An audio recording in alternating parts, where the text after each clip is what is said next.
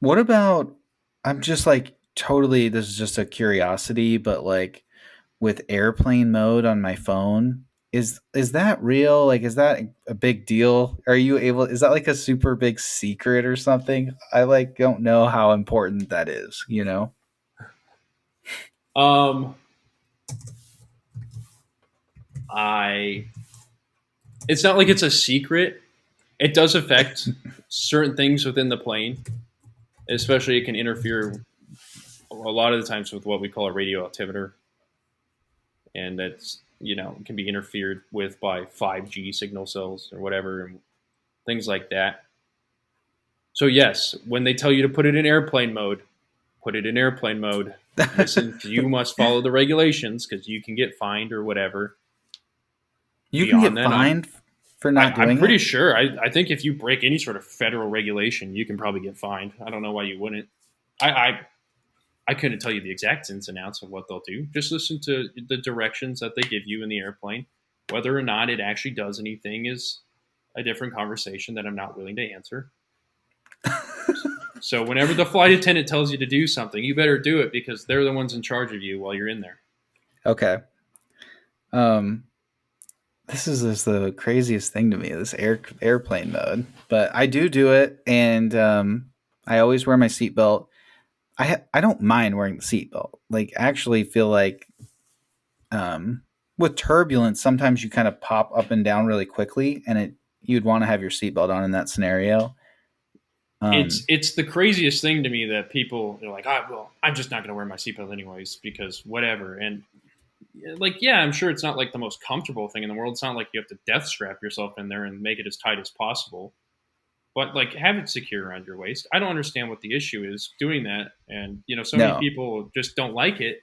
And then there was a Hawaiian Airlines flight from Phoenix, out of all places, over to Hawaii, and they hit random severe turbulence, and there were so many people injured who weren't wearing their seatbelts.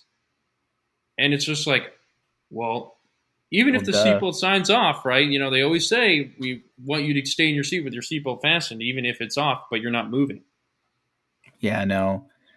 I I bartended and have been in the service industry my whole career on the side, and so just doing the bare minimum things that they ask you to do and just trying to make everybody's job easier is like I think a common courtesy. Like I put my bags up top unless it's a little thing, and then I put it under the seat.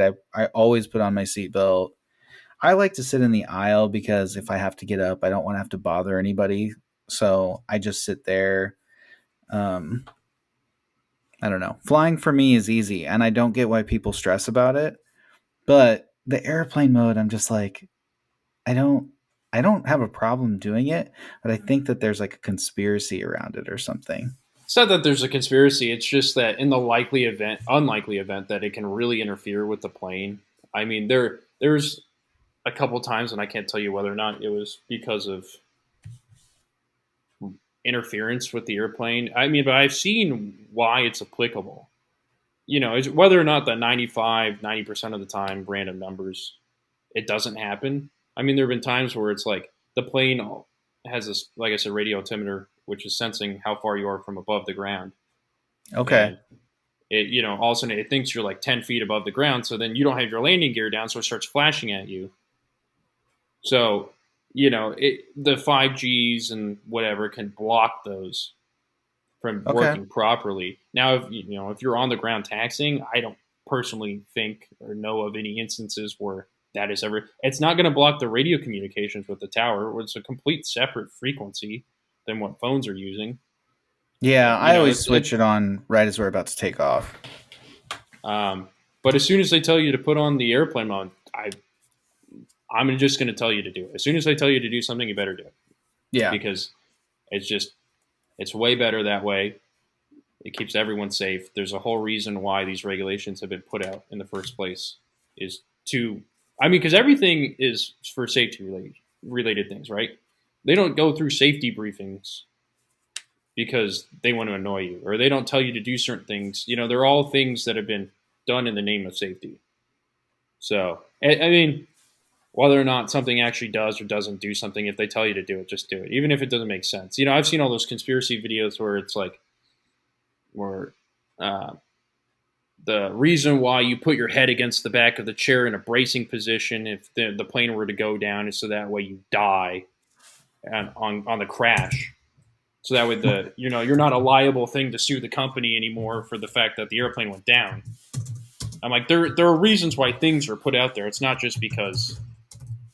I've never heard of that. I didn't. Oh, I I've seen these videos. Whether it's on YouTube or Instagram or TikTok, wherever they are, where it's like they tell you to brace. If you've seen any of like the flight movies where they crash and all their heads are right in front of the chair in front of them and they're grabbing the back or whatever, and you see all these different things like that, and people are like, well, the reason why they do it's because so that way when you crash, your head hits the back of the chair and breaks your neck and you just die or something like that. So that way you don't sue the airline or whatever. I'm like, never believe no, that kind of stuff. no, you can't. And you see things like that, and like airlines and the FAA don't put out these safety things just to make sure that there's no litigation issues with you, Right. whatever. So